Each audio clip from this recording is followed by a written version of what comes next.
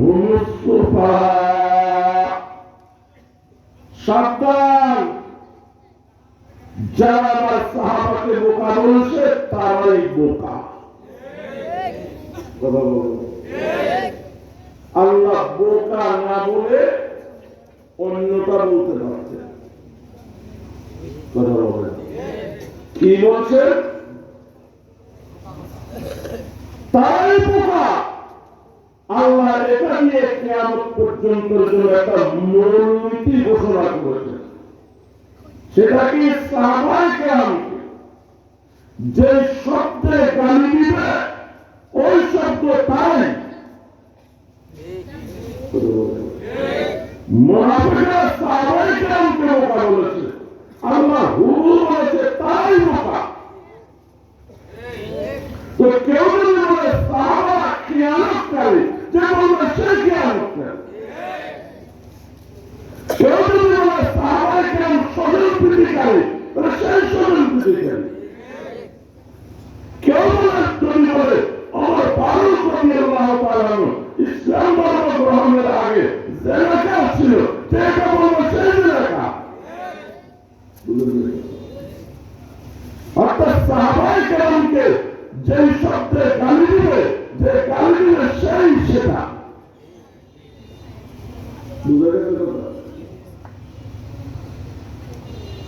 সাহাবায়ে কেরাম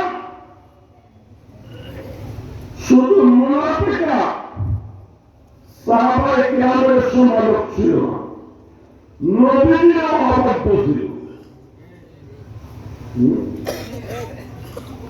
উহুদের যুদ্ধে নবীজি রওনা হয়েছেন 1000 মুজাহিদ নিয়ে। কত? সাথে আছে 300 মুনাফিক। একজন দুজন না, কত? 300। এটা একটা মাদ্রাসা, মাদ্রাসার মাঠে ফাউল কথা বলার সুযোগ নেই। কত মুনাফিক? কিছু দূর যাওয়ার পর তারা নবীজির সঙ্গে মতবিরোধ করল। তার সঙ্গে বিষয় কি? নবীজি বলেন আমরা মদিনার বাহিরে গিয়ে লড়াই করব। মদিনার ভিতরে যদি কাফেররা ঢুকে, মদিনার ভিতরে যদি লড়াই হয়, কাফেরদের তো আল্লাহর প্রতি বিশ্বাস নেই, তারা আমাদের নারীদের গায়ে হাত তুলবে, শিশুদের গায়ে হাত তুলবে, বয়স্কদের গায়ে হাত তুলবে, আক্রান্ত হবে নারীরা, আক্রান্ত হবে শিশুরা, আক্রান্ত হবে বয়োবৃদ্ধরা, মানে বুড়ারা। মদিনার বাইরে গিয়ে যদি লড়াইটা হয়, তাহলে লড়াই হবে আমাদের সাথে, জয় পরাজয় আমাদেরই হবে। জয় হয়ে আর পরাজয় হবে, বাইরে হবে আমাদের সাথেই হবে। নারীরা, শিশুরা, বয়োবৃদ্ধরা নিরাপদ থাকবে। মুনাফিকরা বলে না, আমরা মদিনার ভিতরে থেকে লড়াই করব, যাতে পরাজয় দেখলে আত্মগোপন করতে পারে, পালাইতে পারে। বুঝলেন নাই? নবীজি বলেন না, লড়াই মদিনার বাইরে হবে, ভিতরের থেকে না। তারা বলে ভিতরের থেকে হবে। এক পর্যায়ে তারা বলল আমাদের কথা যদি না রাখেন আমরা নাই।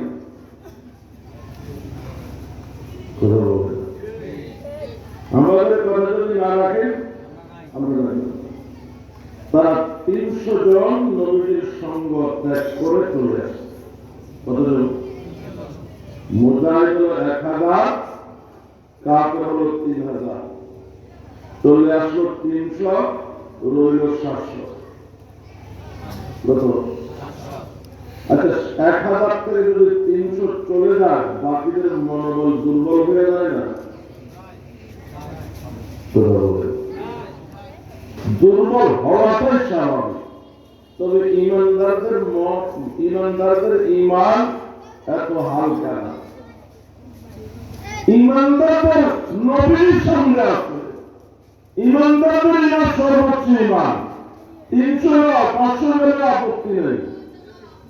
বদরে আল্লাহ 300 জনকে বিজয় দিয়েছে, আল্লাহ দিলে এখানে 700 জনকে বিজয় দিতে পারে। 700 নবীর সঙ্গে অহদ প্রান্তর পর্যন্ত গেল। মুনাফিক তো মুনাফিক নবী তো মুনাফিক শুধু সাহাবায়ে কেরামের সমালোচনা, সাহাবায়ে কেরামের সমালোচনা, তারা নবীও বলত। আর যদি মুনাফিক কোন গোষ্ঠী আলেম ওলামা বলতে হয়, আশ্চর্য হওয়ার কিছু নাই, তাদের বংশধর দিতে নবীও বাধ্য ছিল। যুদ্ধে মুসলমানদের বিজয় হল। এক গিরিপথে নবীজি 50 জন সাহাবায়ে কেরামকে দাঁড় করিয়েছিলেন। যুদ্ধ যখন মুসলমানদের বিজয় হয়ে গেছে, গনিমতের মাল কুড়াইবার জন্য ওই 50 জন থেকে 40 জন চলে আসে। রইল কত? 10 জন। খালিদ ইবনে ওলীদ তখন কাফেরদের পক্ষে ছিল। সে এই সুযোগটা গ্রহণ করে ওই 10 জনকে পরাজিত করে অতর্কিত হামলা করেছে। ওই হামলা সামনে উঠতে পারে নাই মুসলমানেরা। 70 জন মুসলমান শাহাদাত বরণ করল, মুসলমানেরা পরাজয়ের মুখে পড়ল। নবীজি আহত হলেন, দন্দন শহীদ হল। জয় হয়েছিল কাদের? মুসলমানদের। একটু ভুলের জন্য জয় হল কাদের? কাফেরদের। জয় হল কাদের? নবীর প্রিয় চাচা সৈয়দুশ শুহাদা আমির হামজা রাদিয়াল্লাহু তাআলা আনহু শহীদ হলেন। তার বুক ছিঁড়ে কলিজা বের করা হলো, তার নাক কাটা হলো, কান কাটা হলো, ঠোঁট কাটা হলো, জিহ্বা কাটা হলো। কাটা টুকরাগুলো মালায় গেঁথে, সুতায় গেঁথে মালা বানিয়ে ওই মালা একজন একজন করে গলায় দিয়ে উল্লাস করছিল কাফেররা। কাফের নেতা আবু সুফিয়ান কাফেরদের বিজয় উল্লাস দেখছিল।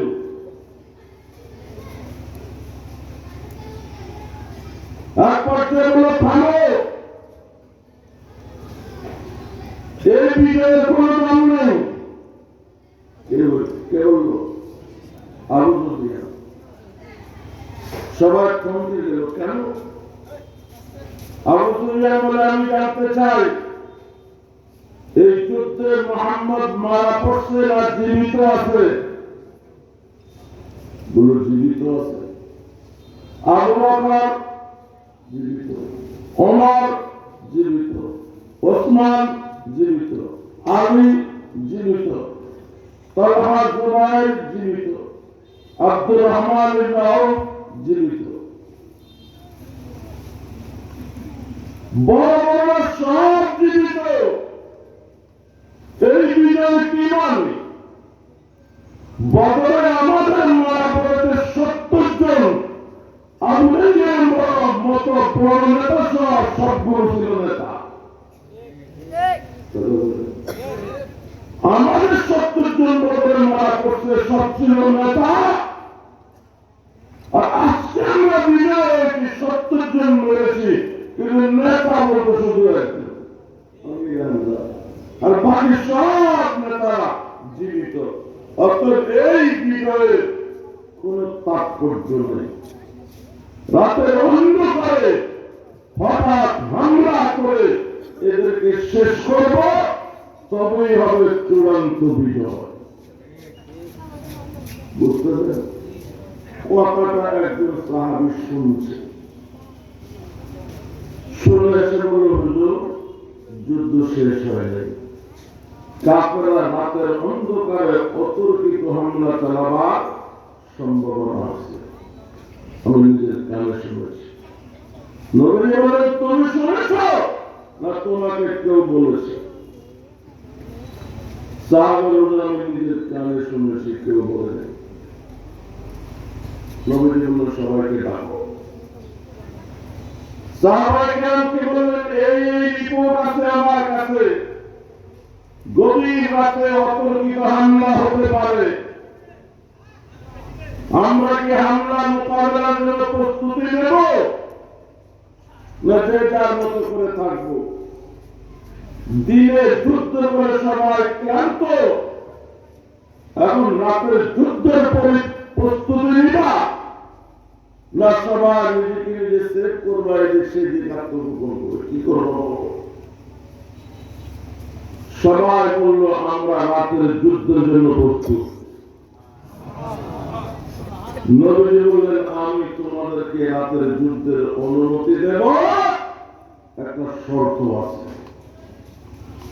দিনের বেলা ওদের প্রান্তরে আহত হয়েছে, রাতে শুধু তারাই লড়াই করবে।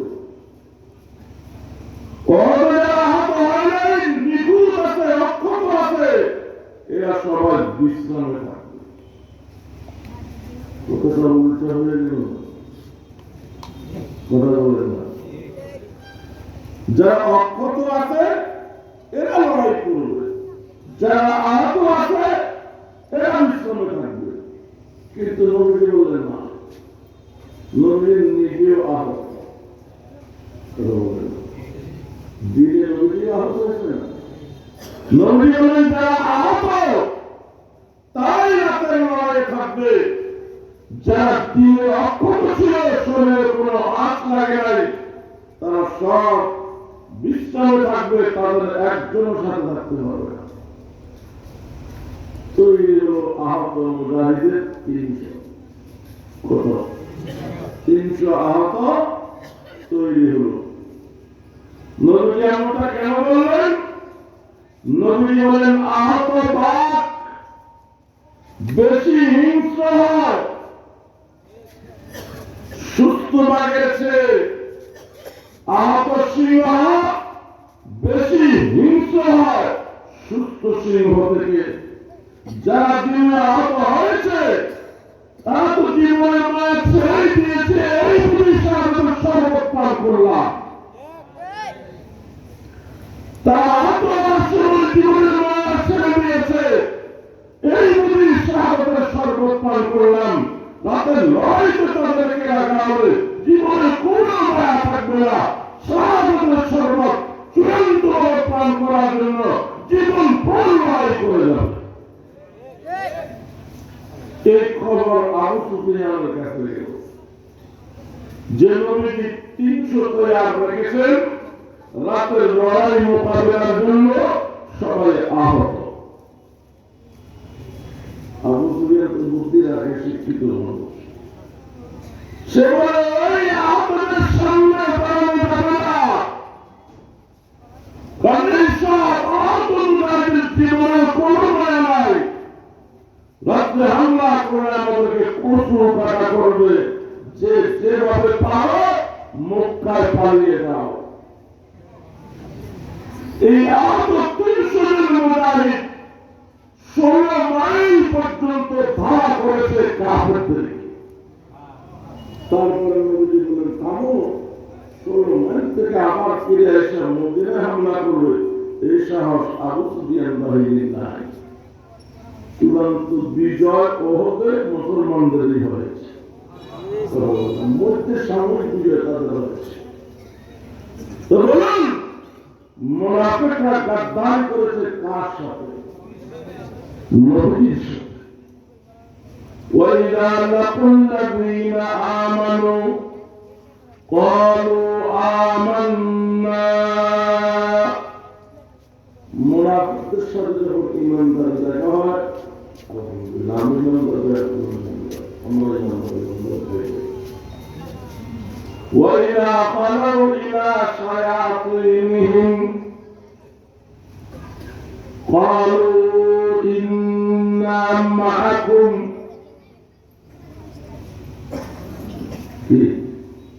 যখন তারা তাদের শয়তানদের সাথে মোলাকাত করে, শয়তান বলে আমরা কাফেরদেরকে বুঝিয়েছে, বলে আমরা তোমাদের সাথে আছি। কাফেররা প্রশ্ন করে, আমাদের সাথে যদি থাকো, দেখলাম আবু বকর সিদ্দিকের সালাম দিয়েছিল। কথা বলেন না, ওদেরকে দেখলাম ওমরকে সালাম দিয়েছে, ওসমান বিন নুরাইনকে সালাম দিয়েছে। তখন মুনাফিকরা কি বলে? ইন্নামা নাহনু মুস্তাহজিউন। বলে সেটা সালাম ছিল না, সেটা ছিল মস্কার। সেটা বলে না, ইন্নামা নাহনু মুস্তাহজিউন, সেটা দেখতে তো বলেছে সালাম, আসলে ছিল একটা মস্কার। কি ছিল? মস্কার। ইমানদারকে বলে কি আমরা ইমানদার?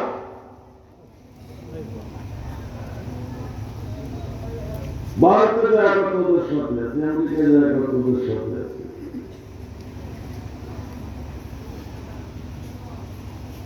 ওদের সাথে যেটা দেখতে পাচ্ছ এটা আসলে মস্কারি, সমঝোতা মস্কারি।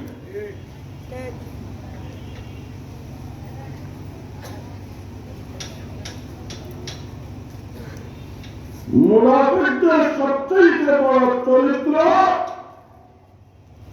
মুনাফিকরা সাহাবায়ে কেরামের সমালোচক। কোন যুগে? নবীর যুগে। এই যুগে যারা সাহাবায়ে কেরামের সমালোচক তারা এই যুগের মুনাফিক। নবীর যুগে যারা সাহাবায়ে কেরামের সমালোচক ছিল তারা নবীর যুগের মুনাফিক। এই যুগে যারা সাহাবায়ে কেরামের সমালোচক তারা এই যুগের মুনাফিক।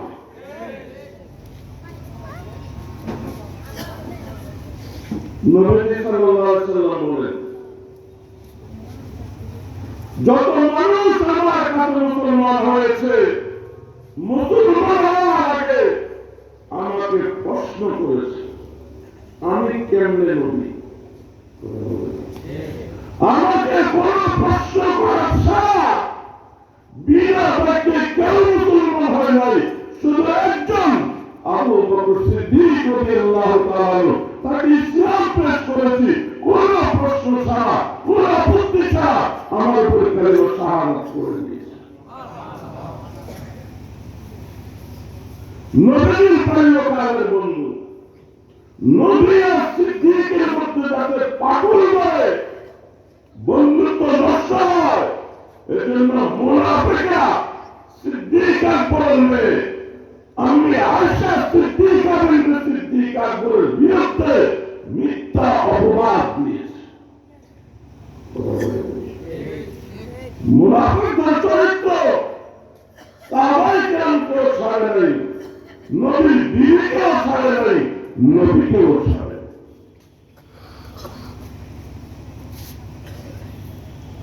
আমাদের আয়েশার বিরুদ্ধে অপবাদ, যদি আয়েশা নবীর সংসার থেকে চলে আসে, সিদ্দিক আকবর মনে কষ্ট পাবে, নবীর সঙ্গে মনোমালিন্যতা হবে। সিদ্দিক আকবরকে নবীর থেকে দূরে সরাবার জন্য আপনার আয়েশার বিরুদ্ধে অপবাদ দিয়েছে কারা? কি কষ্ট হচ্ছে আপনাদের?